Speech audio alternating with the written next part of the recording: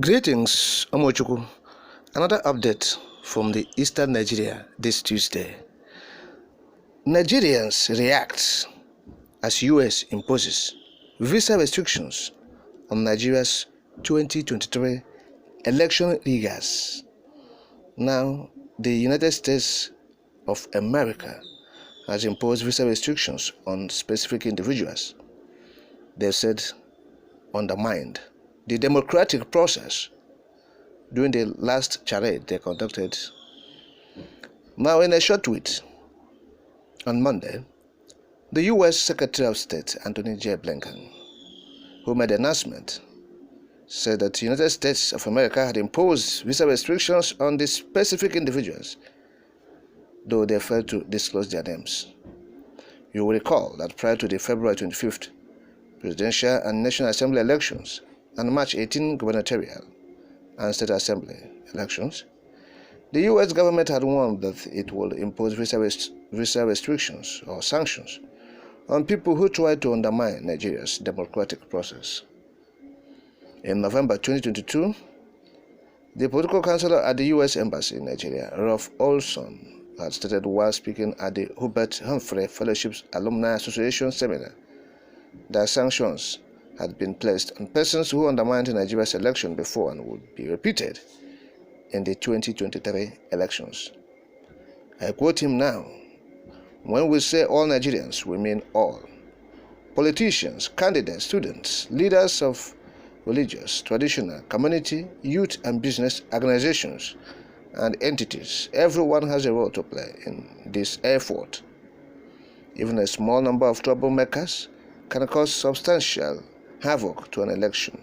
It takes a comprehensive effort to try to eliminate the use of violence and inflammatory rhetoric.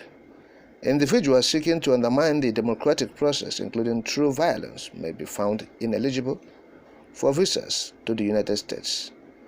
We have imposed visa restrictions in the past against those responsible for or complicit in undermining the democratic process and remain fully willing to do so again in the context of the upcoming elections." End of quote. So, however, shortly after the March 18 gubernatorial election, U.S. government urged the federal government and other relevant agencies to ensure those that aided voter suppression and violence are brought to book. But did they do it? No.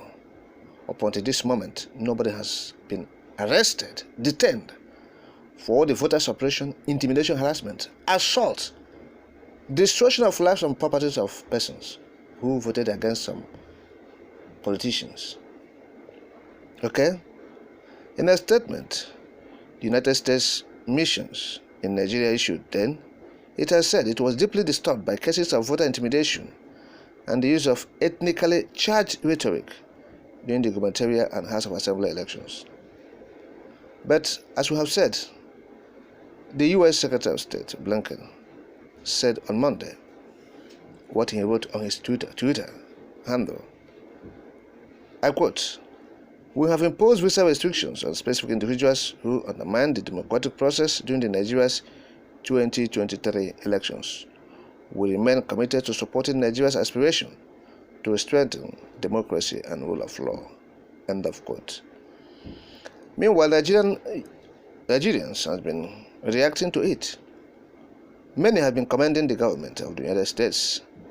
They also asked the U.S. Secretary of State to name those specific individuals. They say U.S. should name them. A Twitter user at Olushola replied, said, "Thank you for doing this. We're indeed glad to hear about this, but we will also be glad to let you know that the president-select doesn't represent the wishes of the people of Nigeria, and he's a known heroin trafficker who forfeited $460,000 linked to drug trafficking in the."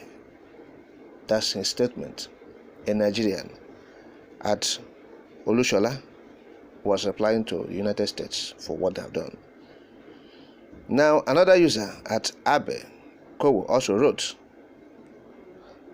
"Thanks for sending a strong message and warning to the Electoral Tribunal judges." End of quote. I just quoted two persons now for what I've written, and this actually is the reflection of many Nigerians. They have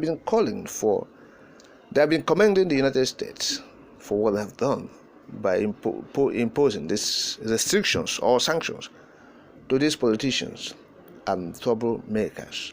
But people are saying it's not enough. Like the US said to us also, that they have been doing this in the time past. It's not the first time to impose sanctions on Nigerian leaders. But people are saying the US should go a step further by naming them. So it's not enough. Name them, shame them. Let us know the identity of these persons. It will go a long way to deter others, because you have done this in the past, and yet what we saw in the last charade they conducted by February 25th and March 18th was nothing to write home about. It was a far cry from democracy, from the rule of law. It was like a charade, a gangsterism. Impunity, might is right. Let us undermine them. Let's subjugate, let's annihilate them. State capturing, feudalism, retrogressive forces were actually let loose on the people.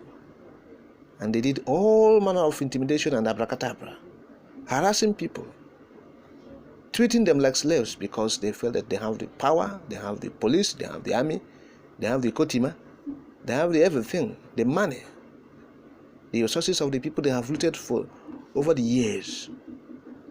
So the US should go a step further. That is what Nigerians are demanding. That's what they're demanding. They appreciate, but they said, please, we appreciate more, because it will help us. And what we are doing is to sanitize our system. So do this, it will sanitize. So the ones you have been doing before, like you have been, restricting them or giving them sanctions, we appreciate, but it has not been helpful enough. So that is it. We want to know them. Let their names be mentioned or published. Let the world hear it. Let us know those people have been banned from going to the US. Because we know that they will not come out and tell us. They will hide it. So how do we know that these people actually, have been? So we want to know them. Many of them, let us know them. Okay?